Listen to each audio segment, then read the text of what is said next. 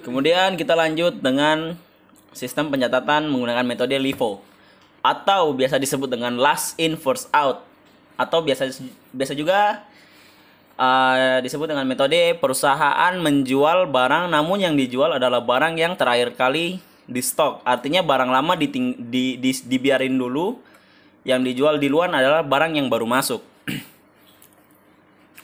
Kita mulai dari transaksi bulan April, yaitu bulan April tanggal 3 yaitu mulai dengan persediaan sebanyak 25 unit dengan biaya per unit adalah 1.200.000 dengan jumlah total biaya adalah 30 juta. Lalu terjadi pembelian sebanyak 75 unit yang masuk ke dalam gudang dengan biaya 1.240.000 per unit dengan total jumlah biaya adalah 93 juta. Jadi kolomnya berbeda karena di sini harganya berbeda, yaitu harga lama dan harga baru 25 dan 75. Namun apabila dijumlahkan jumlahnya tetap sama, yaitu 90 unit. Kemudian April tanggal 11 terjadi penjualan sebesar sebanyak 40 unit dengan biaya per unit sebesar 1.240.000 karena menggunakan biaya barang baru yang baru masuk, yaitu yang 75 unit tadi 1.240.000. Jadi total penjualannya adalah 49.600.000 dengan persediaan yang dikurangi adalah persediaan barang baru karena LIFO adalah menggunakan barang baru yang di luar dijual.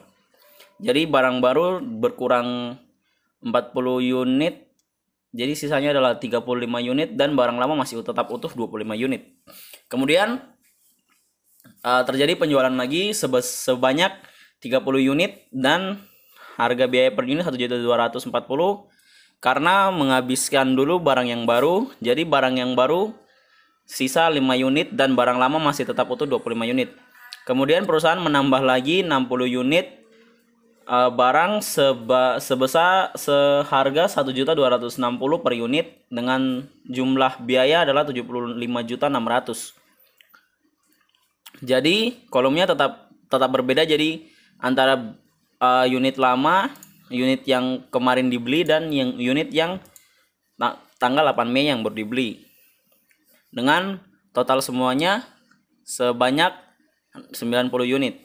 Kemudian pada tanggal 10 Mei pada tanggal 10 Mei terjadi penjualan sebanyak 50 unit seharga 1.260.000 karena menghabiskan unit yang baru dibeli, yaitu yang unit pada tanggal 8 Mei kemarin.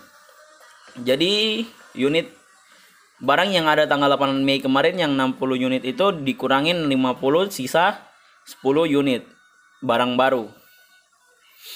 Kemudian pada tanggal 19 terjadi penjualan sebanyak 20 unit dan 20 unit ini diambil masing-masing 10 dari barang baru, 5 dari barang pada tanggal 8 April kemarin dan 5 dari barang yang lama. Jadi barang yang lama sisa 20 unit. Kemudian pada tanggal 28 perusahaan membeli 80 unit lagi sebesar 1.260.000 dengan jumlah biaya sebesar 100.800.000. Jadi persediaan lama ditulis sendiri dan persediaan baru ditulis sendiri. Jadi total persediaan sebanyak 100 unit. Kemudian pada tanggal 5 Juni terjadi penjualan sebanyak 40 unit dan unit yang diambil adalah unit yang baru. Jadi sisa persediaannya yaitu 20 unit lama dengan 40 unit persediaan baru. Lalu terjadi penjualan lagi sebesar 25 unit sebesar 1.260.000 dan unit yang diambil adalah unit yang baru. Jadi sisa persediaan adalah 20 unit lama dan 15 unit baru. Kemudian perusahaan menambah lagi persediaan dengan membeli 35 unit sebesar 1.264.000 per unit. Jadi total jumlah biaya adalah 44.240. Kemudian penulisannya adalah 20 unit lama, 15 unit yang kemarin dengan 30 unit yang baru. Kemudian pada tanggal 28 perusahaan melakukan penjualan sebesar 44 unit dengan mengurangi persediaan yang baru dulu. Jadi 35 unit diambil yang dari unit yang tanggal 21 Juni kemarin, dan 9 sisanya adalah yang pembelian sebelumnya. Jadi sisa unit yang tersedia adalah 20 unit. 20 unit baru dan 20 unit yang lama. Jadi total saldo semuanya adalah jumlah biaya sebesar 313.640, dan dengan total persediaan yang ada tersisa 31.560. Kemudian kita lanjut dengan jumlah penjualan dari metode LIFO. Penjualan pada tanggal 11 April sebesar 40 unit dengan biaya 2 juta per unit dengan total biaya 80 juta. Dan pada tanggal 30 April kuantitas yang dijual adalah 30 unit dengan biaya per unit 2 juta dan total biaya adalah 60 juta. Kemudian pada tanggal 10 Mei terjual 50 unit dengan biaya per unit 2 juta dengan total biaya sebesar 100 juta.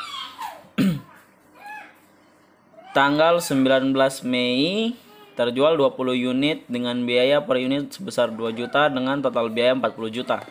Kemudian tanggal 5 Juni terjual 40 unit dengan total biaya dengan biaya per unit sebesar 2.250 dengan total biaya 90 juta.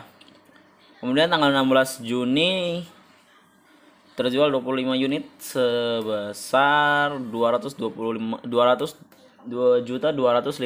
per unit dengan total biaya 56.250. Dan pada tanggal 28 Juni terjual 44 unit dengan biaya per unit sebesar 2.250 dengan total biaya sebesar 99 juta. Jadi total penjualan selama 3 bulan terakhir adalah 249 unit dengan total biaya sebesar 525.250.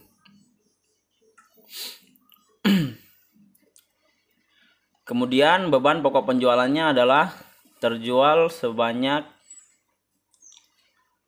40 unit dengan biaya sebesar 1.240 dengan total biaya 49.600. Kemudian 30 unit dengan harga per unit 1.240 dengan total biaya 37.200. Kemudian pada tanggal 30 April terjual sebanyak 50 unit dengan biaya per unit sebesar 1.260 dengan total biaya 63 juta. Dan tanggal 10 Mei terjual sebanyak